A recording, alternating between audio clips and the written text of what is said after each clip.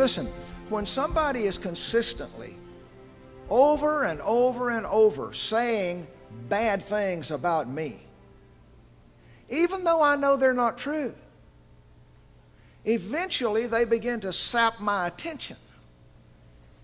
And I start to get emotional about it.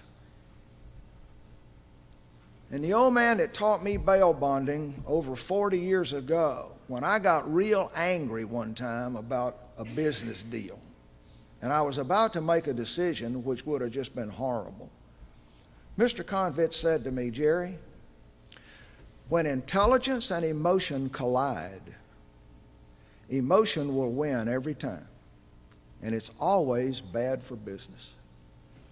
What happens here is they keep throwing this mud at me, and I eventually get sucked into the process. And I begin to interiorize. I don't believe it, but I begin to interiorize. And I start asking myself questions. And I cut my reach. And I become less effective. And I can't take care of myself the way I need to take care of myself. You see, there's not any balance here. It's all bad news about you.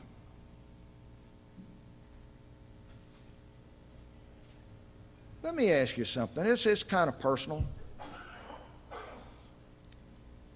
When is the last time somebody said something really good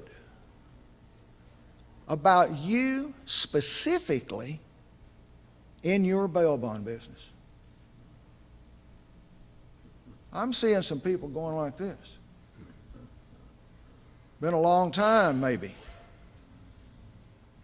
Well, let me cure that right now. Just indulge me. Let me level the playing field just a little bit. I want to tell you a couple of good things about you. First thing I want to say about you that you need to be proud of is you have an enormous amount of fortitude.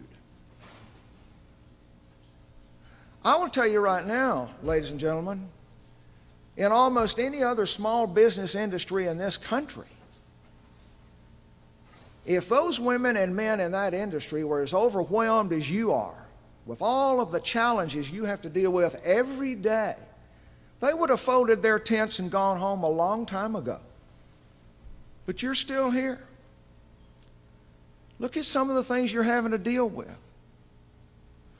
There are more agents probably in your neighborhood than there are bonds to write.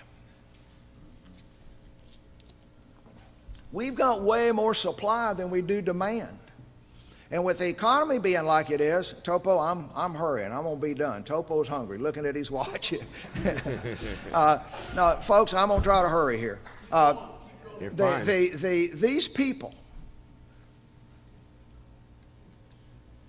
These people who need to get out of jail don't have the money to pay the premium. Now, first of all, there's so many agents wanting the few bonds that are available. Why are there fewer bonds available? I was watching Fox News one day last week, and this Dana Perino, who used to be the press secretary for Bush too, she was gushing about how wonderful it is that in the depths of this recession, over the last 2 years, guess what? The crime rate has gone down. And I said, I was talking to the TV screen, folks. I said, are you crazy? The numbers of arrests have gone down, but the incidents of crime darn sure haven't gone down. We've got fewer officers on the street because they can't pay them the overtime. Cleveland, Ohio put out word. If it's a home invasion you're calling about but nobody was injured, don't call us because we don't have anybody to send. We can't respond to a burglary call. But the crime rate is going down? Listen, if that makes the crime rate go down, I'll tell you right now how to get rid of crime. Get rid of all law enforcement. There won't be any arrests. There won't even be anybody taking the call when somebody calls in a crime. But you know as well as I do that the numbers of arrests are down and there are fewer people needing bonds and more agents trying to get those bonds, and the bail bond pie is getting smaller, but the hands wanting a piece are more numerous than they used to be. And that's a problem for you. And then the people who do want the bond, they're out of work and don't have the money to pay the premium. So what do you got to do? You got to readjust your pricing model to accommodate the needs of your customer base, so you start doing what? Selling on credit. I wrote an article 4 years ago. It got published in a bunch of the State Association newsletters. The title of my article was Bail Bond Cancer. And what I said in that article was, you better not write credit bail, because if you write credit bail, it's going to be the end of you and the end of our industry. Credit bail is a cancer, and it'll eat us up. It'll metastasize that quick, and it'll kill us.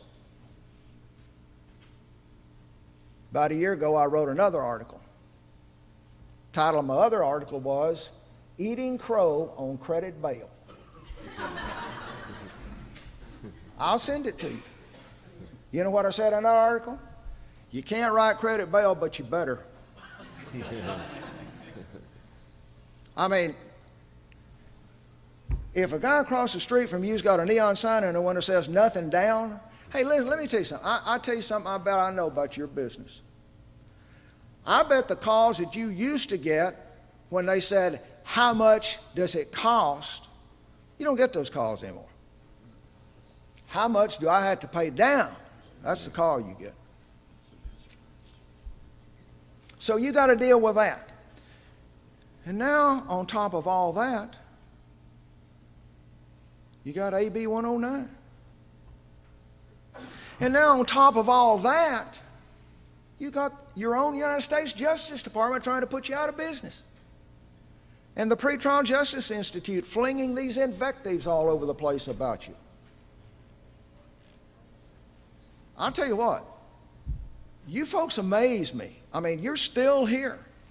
You're still in this room. You're still going down to that office. You're still hanging in there.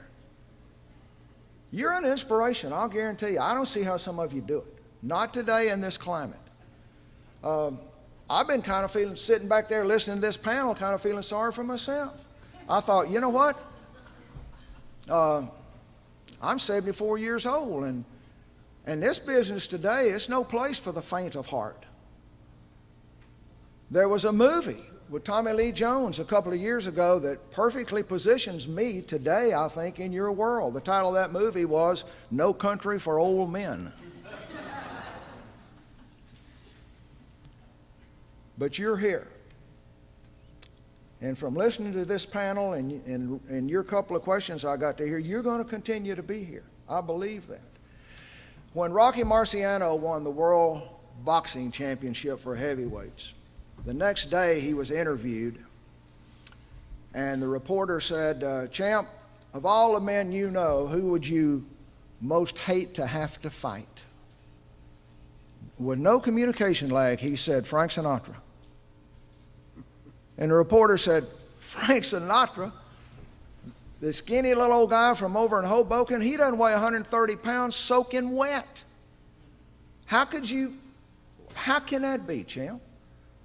And he said, well, I always want to win, but I never want to permanently injure anybody, and I would have to keep knocking Frank Sinatra down until he was dead, because if he was alive, he'd keep getting up. And folks, you're my Frank Sinatra. I'm really proud of you.